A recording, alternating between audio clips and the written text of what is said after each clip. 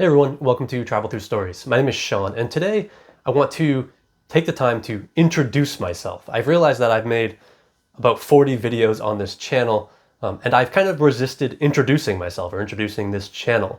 I've resisted doing booktube tags and things like that for a few different reasons. One is I don't really like talking about myself, but two, the bigger reason is that I want the focus of this channel to always be on the books. I don't want the focus of this channel to be on my personality or something like that. But I've realized over the past few weeks that this is both, one, a bit pretentious, but two, kind of unrealistic. And I really enjoy watching other people's tags and their Q&A videos and stuff like that, where they kind of get a little bit more informal and just talk about themselves a little bit.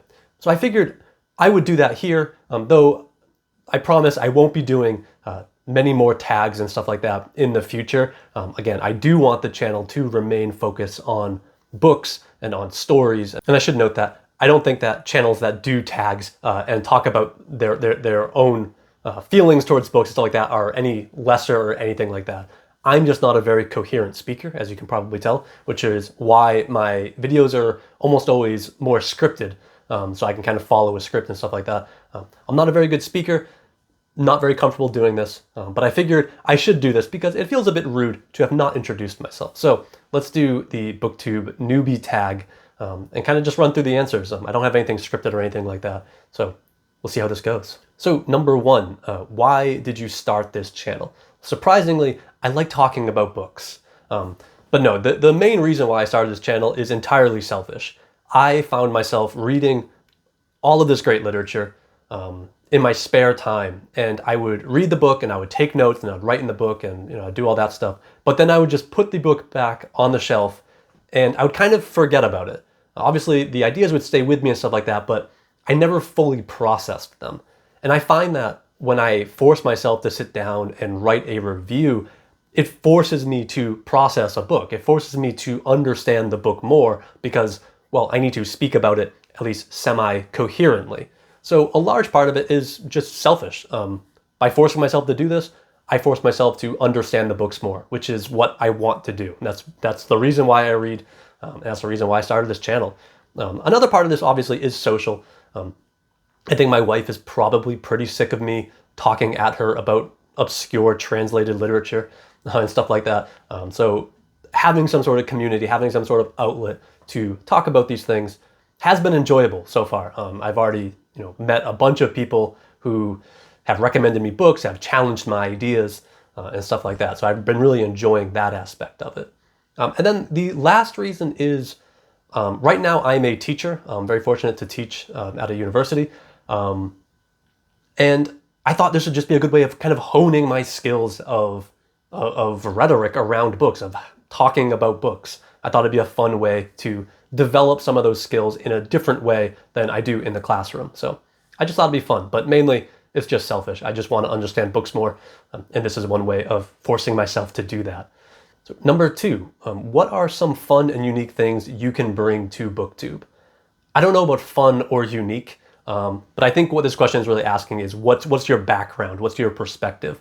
And I come from an academic background. I'm currently doing a PhD in an English department where I'm ABD, as they say in the industry. I'm all but dissertation. I'm pretty far along. So I've done a bachelor's degree in history and English. I did a double major. I did a master's degree in medieval studies. And now I'm in an English department doing a PhD. So perhaps that's a bit unique. My main focus in my PhD is, I'm a medievalist. The main focus is on Old Norse language and literatures, though I do quite a bit of Old English, some Middle English, some Old French, and stuff like that. So that's perhaps a bit unique. I'm really coming from this academic background for the most part. So a lot of the books that I read in my spare time, I'm seeing it through this lens that I've kind of forced myself to view everything through, which is this medievalist lens, which is probably unique. It's also probably quite annoying, as I'll find just about any way to make a connection to Beowulf, no matter what book I'm reading. So it probably gets a bit redundant at times. But through this specialty that I've developed, I do have an interest in in language specifically, in the history of the English language, but also in translation. I'm very interested in the Nordic languages. I've studied a bit of modern Icelandic and modern Norwegian, as well as, all these medieval languages like Old English, Middle English, Old Norse, Old French, Old Occitan, Latin, stuff like that. So I'm very interested in language specifically. And so on this channel, I try to, in some ways, bridge this gap between the academic and the popular, which I don't really believe is like an important gap, though it is a very important perceived gap. I don't know how real it is in terms of people's like reading ability and stuff like that. Obviously, most of the stuff that I read in this channel, I am not an expert in any way. So I try to bring my unique perspective, and I often try to read things through a medievalist lens, which is the only lens that I have available, really, the lens that is best for me. So perhaps that's unique. Again, I don't know if it's fun, but it's perhaps unique. So number 3, what are you most excited for about this channel? I'm just excited to talk about books and to talk with people about books. I like to have my ideas challenged. I like to have different readings of texts be brought to me and opposed to my readings of the text. So I'm really excited about that. I try to focus on this channel on literature that isn't necessarily mainstream. For the most part, I do review and read mainstream literature, though. Again, whatever these terms mean. Though I do try to read a lot of like translated literature and stuff that might not be the thing that people are talking about, in the hopes that by doing this, people will then start talking about these more obscure authors and more obscure works. Number 4, why do you love reading? I just like it. No, I love reading because I love traveling. And I fully believe that traveling just broadens your mind. It expands your worldview, which is something that I think to be very important. And I just view reading as a different form of traveling, hence the channel name. There's a great line in Fernando Pessoa's The Book of Disquiet where he says, "I am the size of what I see." And I resonate with that quite a bit. In life, you can only have a finite amount of experiences. And for me, reading is a way to just expand those experiences. I also think that, and I have no psychological study to back this up, but I think that sympathy is a pretty natural human reaction, right? If you see someone struggling, you can feel bad for them. But I think that empathy is something that we need to cultivate as humans. It's something that is learned in a lot of ways. And I think that one of the ways you learn empathy is through listening to other people's stories, right? Experiencing other people's lives along with them. And for me, reading is the best way to do this. It's not the only way to do this, right? You can do this through other ways. You can just talk to people, but I don't like talking to people.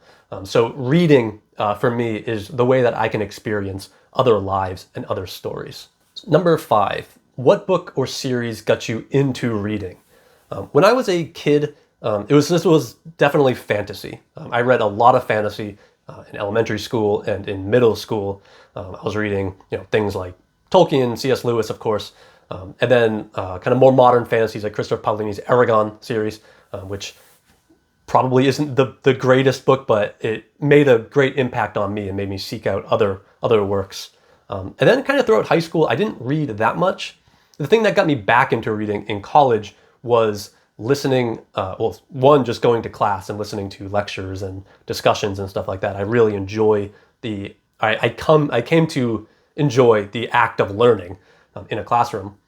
But another thing was audio lectures. I started just listening to audio lectures in my spare time. I was a bit of a nerd in college. But I'd go to class, and then on my walk back to my dorm or my car, I would listen to, I listened through most of the catalog of the Great Courses series. I just started listening to audio lectures all the time. I just loved learning about all this new stuff. And then in college, I declared a history major. I started doing history classes, and then I declared a second major in English, where I started taking survey literature courses. But then I started taking a lot of medieval literature courses. I went to a pretty small state school, but there was one a medievalist professor there who was absolutely great. And I took 6 of his courses. So one of the things that really got me back into reading as kind of an adult was Beowulf and Old English poetry. I read Beowulf and it really changed my life. It made me see literature in a completely new way. I didn't know that you could do that. I didn't know that you could read this work from, thousands of years ago, or at least 1,000 years ago, see into this culture and extrapolate so much. So I became enthralled with medieval literature. And I came to this kind of through language. I started teaching myself Old English and Old Norse and some Latin, so I could read these texts in the original. And I started to kind of understand that through studying language and literature, you can basically travel through time. Like it was incredible. It was something, it's not that profound of a thing, but it was something that was very profound to me as, a young adult. So fantasy on one side, and then medieval literature and language on the other side. Number 6, what questions would you ask your favorite booktubers? Why haven't you read Shown yet? Number 7, what challenges do you think starting a booktube channel would be hardest to overcome? Probably editing. As you can clearly tell, I have zero editing skills. I've taught myself to do the barest minimum. So that's been a bit of a challenge, and it just takes a bit of time. But the main thing that I'm more concerned with this channel is it taking up too much time. Again, I'm doing a PhD right now. I'm teaching classes. I'm doing other stuff, obviously like going to conferences and trying to publish papers and all of that nonsense that you have to do in academia. And so this channel is kind of an outlet that I want to spend some time on, but I can't spend too much time on it by necessity. So I have to kind of limit how much time I spend on this channel, and I'm very strict about that. Number 8, when did you start reading? I kind of already spoke about this a little bit, but when I was a kid, I started just reading fantasy all the time. In the way a kid reads fantasy, just kind of everything, and with abandon. But the thing that really got me back into reading, as I was just talking about, was medieval literature and medieval languages. I just fell in love with language. I took a history of the English language course, and again, I started teaching myself these languages. Medieval literature for me was just transformative. It was something, again, I didn't know existed. In my high school, which was a really, the teachers were great, the high school was awful. It was a really bad high school. We didn't read anything before Shakespeare. So I didn't even know this world existed. So once I started reading things like Beowulf and all this Old English poetry, I started to realize that Tolkien and these other fantasy authors are drawing on medieval literature. So you can start seeing connections across time and place and across languages. And for me, again, that just opened up an entire new world of possibilities. So I sort of just latched myself onto this professor, this medievalist professor at the school I went to, and just took all of his classes, everything from, Anglo-Saxon poetry to the Icelandic sagas. The sagas were another major inspiration for me, and major book or kind of opus that made me fall in love with reading again, because the sagas, if you don't know, they're wonderful, but they're just a world unto themselves. They're very much, I think you could read them as sort of this fantasy world, kind of a self-contained fantasy world that you can read into, and you see all these connections between the stories. They kind of work by their own rules and stuff like that. And I just found that so appealing as someone coming from reading fantasy as a kid to now reading medieval literature, which is, they're both very different, right? They both take place in their own worlds. And one of the fun parts about reading both fantasy and medieval literature is trying to figure out how their world works. So you have to do a little bit of philosophy, a little bit of theology, a lot of linguistics, a lot of history, some art history, archaeology.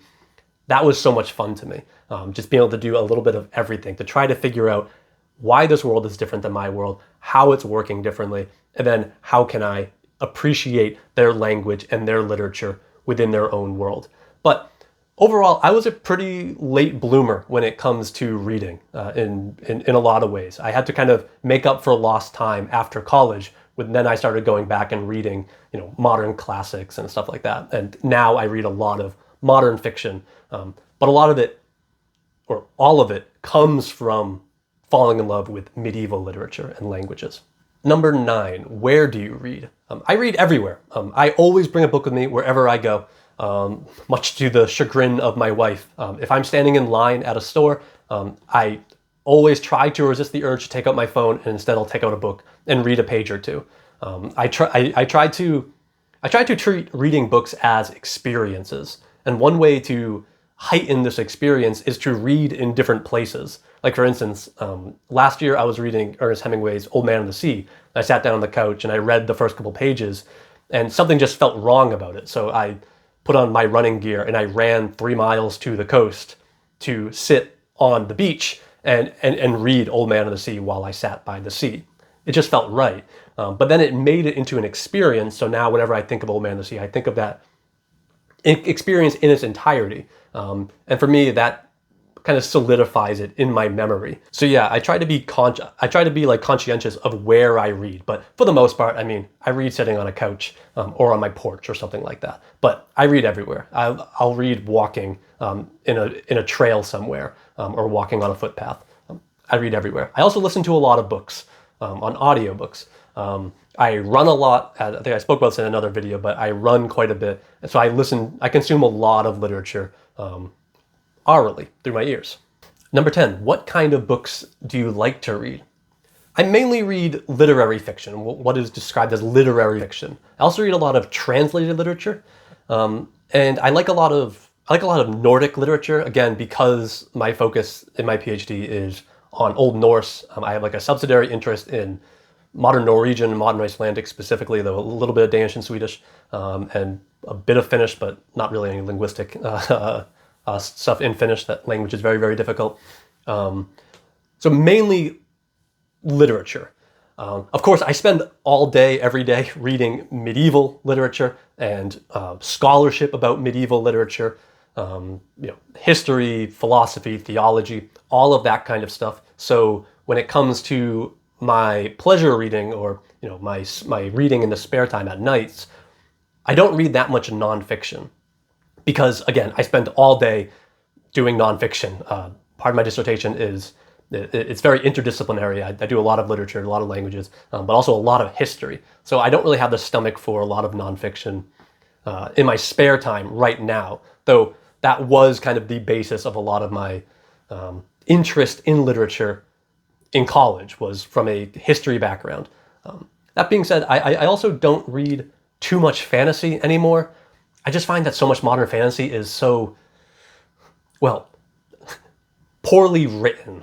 The prose is really bad in a lot of fantasy for me. And for me, again, the main reason that I read is for language. It always comes back to the language. And I feel like most modern fantasy authors don't care at all about language. They care much more about plot and character and these bigger things. But for me, the basis of any good book is the syntax and grammar and diction. The language itself for me is so important. So I hope that helped introduce me and my channel a bit more. Again, as I noted at the beginning, I probably won't be doing any tags or anything like that in the future, unless something particularly strikes my fancy.